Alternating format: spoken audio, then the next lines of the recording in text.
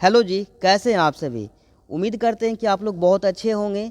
आप लोग को इस वीडियो में देखने को मिलेगा क्लास 10 के बायोलॉजी के सेकेंड चैप्टर का ऑब्जेक्टिव क्वेश्चन, जो कि ऑब्जेक्टिव का ये पार्ट 1 है। तो देखिएगा, ये पहला क्वेश्चन है। यदि जो आप लोग को वीडियो पसंद आता है तो इनको फ्रेंड के बीच शेयर जरूर कर दीजिएगा। देखते हैं पहले क्वेश्चन को। देखिएगा, पहला क्वेश्चन है, तंत्रिका तंत्र की रचनात्मक एवं क्रियात्मक इकाई को कहते हैं। आपको बताना है कि तंत्रिका तंत्र की रचनात्मक एवं क्रियात्मक इकाई को क्या कहा जाता है। नेफ्रॉन, न्यूरॉन, सेरिब्रम, इनमें से कोई नहीं।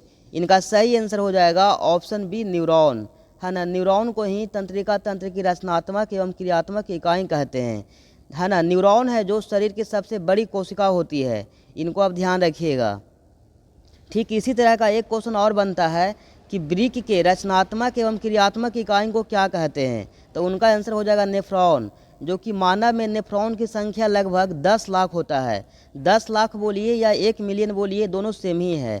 इनको आप ध्यान रखिएगा। ये है सेरिब्रम, इनको बारे में आप समझ सकते हैं। ये है जो शरीर का मानव मस्तिष्क का सबसे बड़ा हिस्सा होता है। इसी का दूसरा नाम है प्रमस्तिष्क, है ना। इनको आप ध्यान रखिएगा। ये है जो 2 भागों में बटा होता है, दाहिना गोलार्ध और बायां गोलार्ध में, है ना। इसी को हम बुद्धि और चतुराई का केंद्र मतलब इसी को माना जाता है। तो उम्मीद है कि इनको आप सारे पॉइंटों को, है ना, इनको समझ पाए होंगे। देखते हैं अगले क्वेश्चन को। देखिएगा, अगला क्वेश्चन है सेकंड नंबर कि मस्तिष्क का कौन सा भाग में गंध पहचानने का केंद्र है। मध्य मस्तिष्क, अग्र मस्तिष्क, पश्च मस्तिष्क, इनमें से कोई नहीं। इनका सही आंसर हो जाएगा अग्र मस्तिष्क। आपको ध्यान रखना है, जो मानव का, है ना, मस्तिष्क है वो मुख्यतः 3 भागों में बटा होता है, जो कि यही तीनों भाग है, मध्य मस्तिष्क, अग्र मस्तिष्क और पश्च मस्तिष्क। तो उम्मीद है कि इनको बारे में आप समझ पाए होंगे। देखते हैं अगले क्वेश्चन को। देखिएगा, 3 नंबर क्वेश्चन है कि नर हार्मोन का नाम है। आपको बताना है कि इन चारों में, तीनों ऑप्शन में क्या है, नर हार्मोन कौन है। Adrenaline, insulin, testosterone. इनको आप ध्यान रखिए। इनका सही आंसर हो जाएगा ऑप्शन सी, टेस्टोस्टेरोन, है ना। टेस्टोस्टेरोन से ही क्या होता है, कोलेस्ट्रॉल का मतलब निर्माण होता है। इनको आप ध्यान रखिएगा। जो टेस्टोस्टेरोन है, ये है जो नर शरीर में पाए जाने वाला एक लैंगिक हार्मोन है। तो उम्मीद है कि इनको बारे में आप समझ पाए होंगे, है ना। इंसुलिन की कमी से मधुमेह रोग होता है। इनको ध्यान रखिएगा। जितना भी पॉइंट है बहुत ही इंपॉर्टेंट है आपके एग्जाम के दृष्टिकोण से, तो आप सारे पॉइंटों को ध्यान रखने का प्रयास कीजिएगा। देखते हैं अगले क्वेश्चन को। 4 नंबर देखिएगा। 4 नंबर क्वेश्चन है कि मस्तिष्क उत्तरदायी है ना, हृदय स्पंदन के लिए, शारीरिक संतुलन के लिए, सोचने के लिए, इनमें से सभी। इनका सही आंसर हो जाएगा ऑप्शन डी, इनमें से सभी। देखते हैं अगले क्वेश्चन को। 5 नंबर देखिएगा।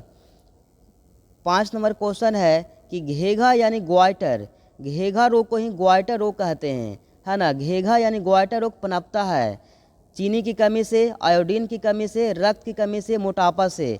तो दोस्तों, ये होता है ग्वाइटर रोग है, जो ये होता है जो आयोडीन की कमी से होता है ना। जानते हैं जो ग्वाइटर रोग होता है यानी घेघा रोग, इसमें थायराइड ग्रंथि है जो बढ़ जाता है, उसी के वजह से क्या होता है ये, है ना, हो जाता है, यानी ग्वाइटर रोग यानी घेघा रोग हो जाता है। तो इनको आप ध्यान रखिएगा। इनका सही आंसर हो जाएगा ऑप्शन बी, ये आयोडीन की कमी से भी होता है। इनको आप ध्यान रखेंगे। रक्त की कमी से, है ना, रक्त की कमी से एनीमिया रोग होता है। रक्त की कमी बोलिए, हीमोग्लोबिन की कमी बोलिए या लोहा की कमी बोलिए, इन तीनों की कमी से एनीमिया रोग होता है। तो चलिए इनको आप ध्यान रखिएगा। देखते हैं अगले क्वेश्चन को। 6 नंबर देखिएगा। 6 नंबर क्वेश्चन है कि एंड्रोजन है। आपको बताना है कि एंड्रोजन है, एंड्रोजन क्या है वही आपको बताना है। नर हार्मोन, मादा हार्मोन, पाचक रस, इनमें से कोई नहीं। इनका सही आंसर हो जाएगा ऑप्शन ए, ये है जो एक नर हार्मोन है, एंड्रोजन है। तो इनको आप ध्यान रखेंगे। देखते हैं अगले क्वेश्चन को। 7 नंबर देखिएगा। 7 नंबर क्वेश्चन आपसे पूछा गया है कि रुधिर चाप नियंत्रित होता है। आपको बताना है जो रक्त है वो किसके द्वारा नियंत्रित होता है। तो इनका सही आंसर हो जाएगा एड्रीनल ग्रंथि के द्वारा। किसके द्वारा होता है, ऑप्शन सी क्या है इस क्वेश्चन का सही आंसर है, एड्रीनल ग्रंथि के द्वारा होता है। और इसमें एक और है, तंत्रिका तंत्र के द्वारा भी रुधिर चाप का नियंत्रित होता है। इनको आप ध्यान रखिएगा। एड्रीनल ग्रंथि को भी, है ना, एड्रीनल ग्रंथि को ही अधिवृक्क ग्रंथि भी कहते हैं। तो उम्मीद है कि इनको आप ध्यान रख पाएंगे। देखते हैं अगले क्वेश्चन को। देखिएगा, अगला क्वेश्चन है 8 नंबर कि टेस्टोस्टेरोन, टेस्टोस्टेरोन स्रावित होता है। टेस्टोस्टेरोन किससे स्रावित होता है, जो आपको बताना है। वृषण से, वृक्क से, अंडाशय से, थायराइड ग्रंथि से। इनका सही आंसर हो जाएगा ऑप्शन ए, ये होता है स्रावित जो वृषण से होता है। है ना। मानव में दो वृषण होता है, वृषण बोलिए या अंडकोश बोलिए एक ही बातें है ना। मानव में क्या होता है, दो वृषण होता है। इनका मतलब दो मुख्य कार्य है। पहला काम है शुक्राणुओं का निर्माण करना और दूसरा काम है टेस्टोस्टेरोन जैसे एंड्रोजन हार्मोन का निर्माण करना। तो उम्मीद है कि इनको आप ध्यान रखिएगा। इस वृक्क के बारे में आप ध्यान रख सकते हैं, है ना। वृक्क यानी किडनी है जो ब्लड को साफ करता है, छानता है, इनको आप ध्यान रखेंगे। ये है जो दो होता है और ये सेम के आकार का होता है। ये क्वेश्चन पूछा जाता है ना। ये होता है कैसा होता है, ये सेम के आकार का होता है, वृक्क होता है जो। तो उम्मीद है कि इनको बारे में आप समझ पाए होंगे। देखते हैं अगले क्वेश्चन को, देखिएगा 9 नंबर। 9 नंबर क्वेश्चन है कि दो तंत्रिका कोशिका के मध्य खाली स्थान को कहते हैं। आपको बताना है कि दो तंत्रिका कोशिका के मध्य खाली स्थान को क्या कहा जाता है। इनका सही आंसर हो जाएगा ऑप्शन बी, सिनेप्स कहा जाता है। इनको ध्यान रखिएगा, ये सब जितना भी क्वेश्चन है बहुत ही इंपॉर्टेंट है, ठीक है। इनको आप ध्यान रखेंगे यदि जो आप 2025 में एग्जाम देने वाले हैं तो। देखते हैं अगले क्वेश्चन को, देखिएगा 10 नंबर क्वेश्चन है कि कौन सा पादप हार्मोन पत्तियों के, है ना, मुरझाने के लिए उत्तरदायी है। ऑक्सिन, है ना, साइटोकाइनिन, एब्सिसिक। यहाँ पे एब्सिसिक अम्ल है ये, इनको आप ध्यान रखिएगा, है ना। इनका सही आंसर हो जाएगा एब्सिसिक अम्ल यानी कि एब्सिसिक, इनको ध्यान रखेंगे। देखते हैं अगले क्वेश्चन को, देखिएगा अगला क्वेश्चन है 11 नंबर। पूछा गया है कि ऑक्सिन है, आपको बताना है कि ऑक्सिन क्या है ना। ऑक्सिन क्या है, आपको ये ध्यान रखना है। इनका सही आंसर हो जाएगा ऑक्सिन है जो एक हार्मोन है। ऑक्सिन क्या है, एक हार्मोन है, इनको आप ध्यान रखिएगा। देखते हैं अगले क्वेश्चन को, 12 नंबर देखिएगा। 12 नंबर क्वेश्चन है कि पत्तियों का मुरझाना किस हार्मोन के कारण होता है। आपको बताना है कि पत्तियों का मुरझाना है जो किस हार्मोन के कारण होता है। इनका सही आंसर हो जाएगा ऑप्शन डी, एब्सिसिक अम्ल, है ना। ये दोबारा रिपीट हो गया है, तो चलिए इनके बारे में और हम जान लेते हैं। जैसे में ये जो ऑक्सिन है दोस्तों, ये जो ऑक्सिन है ये जो पौधों में पाए जाने वाला एक हार्मोन है। ऑक्सिन है जो पौधों में पाए जाने वाला एक हार्मोन है जो पौधों की वृद्धि और विकास को नियंत्रित करता है। तो इनको आप ध्यान रखेंगे, है ना। ये जिब्रेलिन के बारे में आप ध्यान रख सकते हैं। ये है जो पौधा का ही एक हार्मोन है जो पौधों के विकास और वृद्धि में मदद करता है। ये भी है जो उनको वृद्धि होने में यानी लंबा होने में मदद करता है। ये जो साइटोकाइनिन है ना, इनके द्वारा जो पत्तियों होता है ना, जो पत्तियों को अधिक दिनों तक, अधिक समय तक हरी और ताज़ी रखने में मदद करता है साइटोकाइनिन। तो इनको आप ध्यान रखने का प्रयास कीजिएगा। देखते हैं अगले क्वेश्चन को, देखिएगा 13 नंबर। 13 नंबर क्वेश्चन है कि निम्न में कौन सी ग्रंथि एक अंतःस्रावी एवं बाह्यस्रावी दोनों है। Thyroid, thymus, adrenal. जो कि इनका आंसर तो नहीं है, इनका आंसर हो जाएगा अग्नाशय, है ना। ऑप्शन डी क्या है, इस क्वेश्चन का सही आंसर है। इनको आप ध्यान रखिएगा।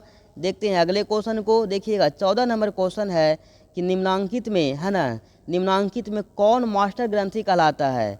मास्टर ग्रंथि किसे कहा जाता है वही आपको बताना है। मास्टर ग्रंथि है जो पिट्यूटरी ग्रंथि को ही कहते हैं। पिट्यूटरी ग्रंथि बोलिए या इसी को पीयूष ग्रंथि भी कहा जाता है। इनको पिट्यूटरी ग्रंथि को मास्टर ग्रंथि इसलिए कहा जाता है क्योंकि यह शरीर के कई कार्यों को नियंत्रित करता है, इसलिए इसे मास्टर ग्रंथि कहा जाता है, पिट्यूटरी ग्रंथि को। तो इनको आप ध्यान रखिएगा। देखते हैं अगले क्वेश्चन को, देखिएगा अगला क्वेश्चन है 15 नंबर। आपसे पूछा गया है कि निम्नलिखित में कौन सी कोशिका सबसे लंबी होती है। आपको बताना है ना, निम्नलिखित में कौन सी कोशिका क्या होती है, सबसे लंबी होती है। न्यूरॉन, मास्टर सेल कोशिका, है ना, पेशी कोशिका, अस्थि कोशिका। इनका सही आंसर हो जाएगा ऑप्शन ए, न्यूरॉन, जो कि पहला क्वेश्चन में ही आपको मैं बता चुका हूँ। इनको आप ध्यान रखेंगे, बहुत ही इंपॉर्टेंट है ना। 16 नंबर क्वेश्चन है कि प्रतिवर्ती चाप कहाँ बनते हैं। क्वेश्चन है कि प्रतिवर्ती चाप कहाँ बनते हैं, मस्तिष्क में, न्यूरॉन में, मेरुरज्जु में, डेंड्रॉन में। इनका सही आंसर हो जाएगा, है ना, ये बनता है जो मेरुरज्जु में बनता है। इनको आप ध्यान रखने का प्रयास कीजिएगा। देखते हैं अगले क्वेश्चन को, 17 नंबर देखिएगा। 17 नंबर क्वेश्चन है दोस्तों कि गैस के रूप में पाए जाने वाला हार्मोन है। आपको बताना है कि गैस के रूप में पाए जाने वाला हार्मोन कौन है जो, है ना। इनका दोस्तों सही आंसर हो जाएगा ऑक्सीजन तो भी नहीं है, गैस के रूप में नहीं पाया जाता है। जिब्रेलिन भी नहीं है, साइटोकाइनिन भी ये भी नहीं है। तो ये हो जाएगा एथिलीन, है ना। इनका सही आंसर हो जाएगा ऑप्शन डी। इस क्वेश्चन का सही आंसर है ऑप्शन डी, एथिलीन। ये क्या है, गैस के रूप में पाया जाता है। इनको आप ध्यान रखेंगे। देखते हैं अगले क्वेश्चन को, देखिएगा 18 नंबर क्वेश्चन है कि मनुष्य में, है ना, मनुष्य के रुधिर में शर्करा स्तर को नियंत्रित कौन करता है? मनुष्य के शरीर में शर्करा स्तर को नियंत्रित कौन करता है? Testosterone, oestrogen, insulin, thyroxine. इनका सही आंसर हो जाएगा ऑप्शन सी, इंसुलिन, है ना। इंसुलिन तो भी करता ही है, मनुष्य के शरीर में शर्करा स्तर को नियंत्रित करता है।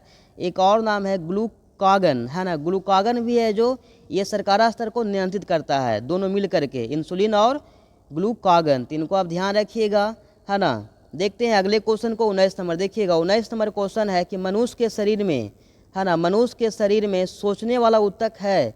आपको बताना है कि जो मनुष्य के शरीर में सोचने वाला ऊतक कौन है। इनका सही आंसर हो जाएगा ऑप्शन डी, तंत्रिका ऊतक, है ना। तंत्रिका ऊतक है जो क्या है, मनुष्य के शरीर में पाए जाने वाला एक वैसा ऊतक है जो सोचने में मदद करता है। तो इनको आप ध्यान रखिएगा। देखते हैं अगले क्वेश्चन को, 20 नंबर, जो कि इस वीडियो का ये लास्ट क्वेश्चन होगा।